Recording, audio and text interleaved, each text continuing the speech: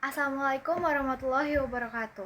Jadi kami dari kelompok 4 di video ini akan menjelaskan hasil penelitian kita tentang penerapan metode perhitungan dan akumulasi biaya berdasarkan pesanan atau job order costing pada UMKM Ruang Keramik Studio. Sebelumnya izin memperkenalkan diri, nama saya sendiri Devita Sari dengan ujung NPM 008 dan teman-teman saya Zahira Nurmadina dengan ujung NPM 020, Adelia Meicela Rohar dengan ujung NPM 120, Asrida Kwina dengan ujung NPM 141, dan Reti Astiana dengan ujung NPM 150. Oke, yang pertama kita masuk di latar belakang. Metode job order costing merupakan sistem akuntansi biaya yang digunakan untuk menghitung biaya produksi berdasarkan pesanan tertentu dengan memperhitungkan 3 komponen utama. Yang pertama itu biaya bahan baku, tenaga kerja langsung, dan biaya overhead pabrik. Penerapan metode ini sangat penting bagi UMKM untuk membantu menghitung biaya produksi secara akurat dan menetapkan harga jual yang sesuai dengan biaya produksi yang dikeluarkan. Namun, banyak UMKM masih menghadapi kendala dalam penerapannya akibat keterbatasan sumber daya manusia serta sistem pencatatan keuangan yang masih sederhana.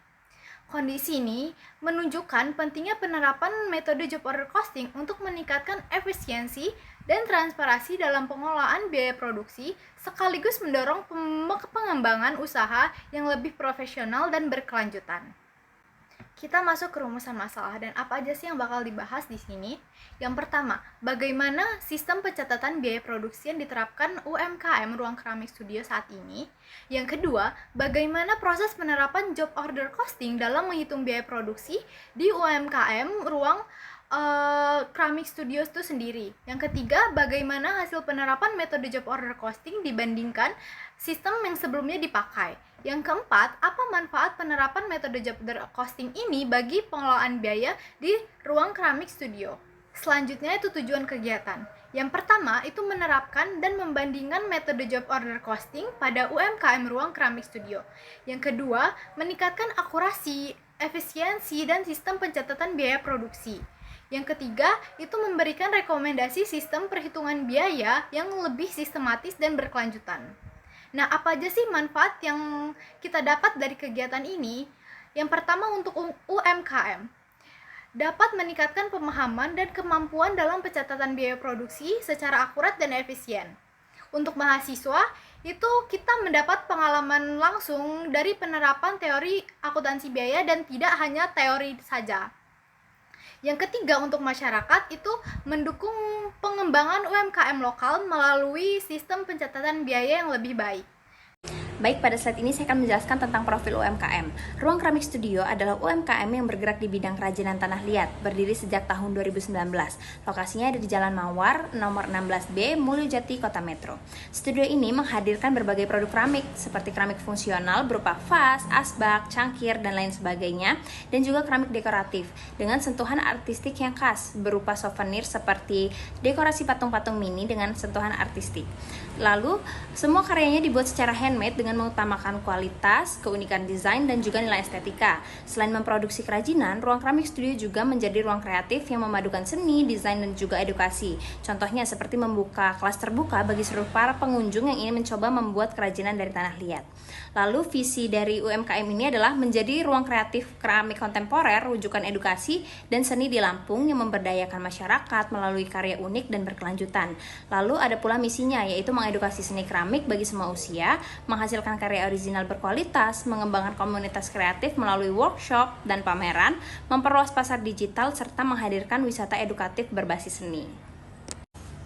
Selanjutnya kita akan membahas tentang analisis SWOT, yaitu yang pertama dari sisi strength atau kekuatan, yaitu yang pertama produk handmade dengan desain unik dan nilai seni yang tinggi. Kedua, menggabungkan seni, edukasi, dan wisata kreatif. Yang ketiga, variasi produk luas dari harga terjangkau hingga harga premium. Hal ini menjadi kekuatan yang menunjukkan bahwa Ruang Keramik Studio memiliki keunggulan dalam keunikan produk dan konsep bisnis yang tidak hanya menjual barang tetapi juga menjual pengalaman seni. Yang kedua, dari sisi kelemahan atau weakness, yang pertama ada proses produksi produksi masih manual dan memakan waktu yang cukup lama. Yang kedua, kapasitas terbatas dan biaya produksi masih tergolong tinggi. Yang ketiga, ketergantungan bahan baku dari luar daerah dan fluktuasi permintaan. Hal ini menjadi tantangan bagi UMKM untuk meningkatkan efisiensi dan juga mempertahankan stabilitas produksi. Selanjutnya dari sisi opportunities atau peluang. Yang pertama, tren wisata edukasi dan kreatif meningkat. Yang kedua, pasar keramik handmade masih luas. Yang ketiga, dukungan pemerintah Kota Metro untuk UMKM ini tinggi. Dan yang terakhir, kerjasama dengan sekolah dan komunitas.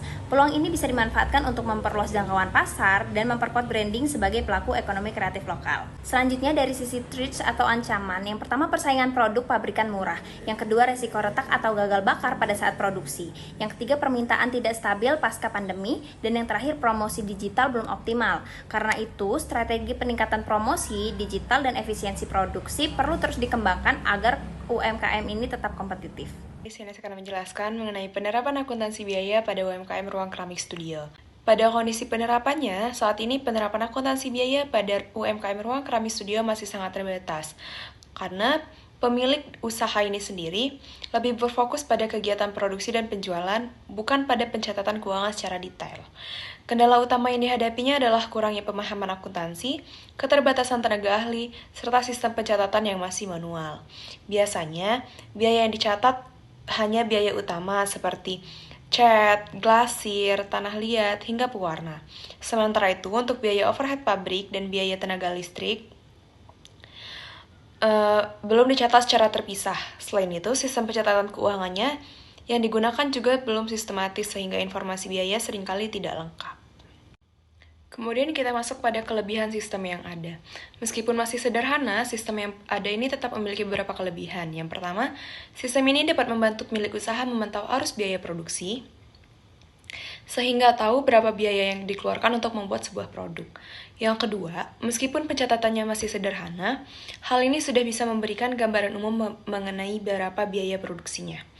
Kemudian, yang ketiga, data biaya yang tercatat dapat dijadikan dasar awal dalam menentukan harga jual dari suatu produk. Dan yang terakhir, penerapan sederhana ini juga membantu menumbuhkan kesadaran akan pentingnya akuntansi biaya dalam menjalankan usaha yang berkelanjutan. Kemudian untuk kelemahan sistem akuntansi biaya yang digunakan saat ini masih memiliki beberapa kelemahan. Yang pertama, pencatatan biaya belum mencakup seluruh komponen biaya produksi, sehingga perhitungan total biaya produksi belum akurat. Yang kedua, biaya tenaga kerja dan biaya overhead pabrik, seperti listrik, air, serta perawatan alat belum diperhitungkan secara jelas. Selain itu, proses pencatatan yang masih manual membuat data mudah hilang, terjadi kesalahan pencatatan, dan tidak terdokumentasi secara baik. Akibatnya, laporan keuangan tidak terstandar sehingga sulit digunakan untuk evaluasi usaha maupun pembiayaan. Kemudian permasalahan yang dihadapi. Dari kelemahan tersebut muncul beberapa permasalahan utama. Yang pertama, terdapat keterbatasan sumber daya manusia karena tidak ada staff khusus yang menangani tentang akuntansinya. Yang kedua, masih ada kurangnya pemahaman konsep tentang akuntansi biaya, sehingga pencatatan yang dilakukan belum secara benar. Yang ketiga, terdapat keterbatasan dana untuk menerapkan sistem akuntansi yang lebih modern atau berbasis digital. Proses pencatatan juga masih dilakukan secara manual dan juga tidak secara terstruktur, sehingga informasi keuangan yang dihasilkan tidak lengkap. Hal ini membuat pemilik usaha kesulitan dalam mengendalikan biaya dan melakukan evaluasi kinerja dari suatu usahanya. Selanjutnya kita akan bahas tentang mekanisme pendampingan akuntansi biaya yang dilakukan pada UMKM Ruang Keramik Studio. Pendampingan ini sendiri bertujuan untuk membantu pelaku usaha memahami bagaimana cara menghitung serta mengendalikan biaya produksi secara lebih akurat, agar pelaku usaha itu sendiri bisa menentukan harga jual yang lebih realistis dan tetap kompetitif. Pada tahapan pendampingan, langkah pertama adalah dengan mengidentifikasi objek biaya, yaitu menelusuri semua pengeluaran yang terjadi dalam proses produksi, mulai dari biaya bahan baku, biaya tenaga kerja, dan biaya overhead pabrik, dan biaya operasional lainnya. Tahap kedua yaitu klasifikasi biaya, yang dibagi menjadi dua, yaitu biaya langsung seperti bahan baku, biaya tenaga kerja langsung yang terlibat dalam pembuatan produk, dan biaya tidak langsung atau biaya overhead pabrik seperti listrik, air, hingga perawatan alat. Kemudian dilakukan estimasi biaya overhead berdasarkan data historis dan kondisi pasar, sehingga perhitungan lebih mendekati kenyataan. Tahap terakhir adalah membantu UMKM merencanakan anggaran dan strategi bisnis supaya keputusan keuangannya lebih terarah dan juga efisien. Dengan tahap ini, UMKM tidak hanya tahu berapa biaya yang dikeluarkan, tetapi juga bisa mengelola usahanya dengan pandangan yang lebih strategis. Kemudian yang kedua ada metode pendampingan. Dalam pendampingan ini digunakan metode job order costing, yaitu sistem pencatatan biaya berdasarkan setiap pesanan yang masuk. Biaya pokok produksinya dihitung dari biaya bahan baku, ditambah biaya tenaga kerja langsung dan juga biaya overhead pabrik. Setiap pesanan akan dicatat dalam kartu pesanan agar bisa dipantau penggunaan bahan dan tenaga kerjanya secara aktual. Estimasi biaya overhead disusun berdasarkan data empiris dan juga pengalaman sebelumnya sehingga hasilnya lebih akurat. Dari metode ini, diharapkan UMKM bisa menetapkan harga jual produk yang lebih realistis dan juga kompetitif, serta memudahkan pengendalian biaya dan evaluasi kinerja. Dengan kata lain, pendampingan ini bukan sekadar soal mencatat angka, tetapi juga membantu UMKM memahami cerita di balik angka, yaitu bagaimana membentuk biaya dan juga suatu keuntungan. Selanjutnya adalah sistem akumulasi biaya yang berlaku. Untuk penerapannya, Ruang Keramik Studio sebenarnya sudah mulai menggunakan Excel, tapi belum mempunyai sistem akuntansi biaya yang terstruktur. Jadi, pencatatannya masih campuran antara manual dan digital sederhana. Untuk permasalahannya, yang pertama, pembagian biaya bahan, tenaga kerja, dan overhead belum dilakukan secara spesifik per pesanan. Yang kedua, belum menggunakan kartu biaya pesanan. Yang ketiga, harga pokok produksi masih bersifat perkiraan dan belum mencerminkan biaya aktual tiap pesanan. Selanjutnya, penerapan sistem job order costing. Tahapan penerapannya yang pertama, identifikasi pesanan, yaitu setiap order diberi nomor khusus dan dicatat detailnya. Yang kedua, biaya bahan langsung, pencatatan bahan seperti tanah liat, glacier, dan cat. Yang ketiga, biaya tenaga kerja langsung, dihitung berdasarkan jam kerja aktual per pesanan. Yang keempat, biaya overhead pabrik, dialokasikan dari biaya listrik, air, dan pemeliharaan alat. Yang kelima, rekonsiliasi biaya produksi, untuk menentukan total biaya dan laba tiap pesanan secara rinci. Selanjutnya yaitu kartu biaya pesanan. Pada pesanan kali ini, Ruang Keramik Studio menerima pesanan berupa 45 guci keramik dengan harga jual per unit sebesar 120.000. Melalui penerapan sistem job order costing, setiap elemen biaya produksi dicatat secara rinci untuk mengetahui total biaya dan laba dari pesanan tersebut. Dari hasil perhitungan, total biaya bahan baku digunakan mencapai 620.000, terdiri atas tanah liat sebanyak 210 kg, senilai 420.000, glacier 1 kg senilai 120.000, serta cat dekoratif dan pewarna 400 ml senilai 80.000. Selanjutnya, biaya tenaga kerja langsung melibatkan 3 pekerja dengan total upah sebesar 1.200.000, di mana masing-masing bertanggung jawab pada tahap pembentukan, pembakaran dan glacier, serta finishing dan pengecatan.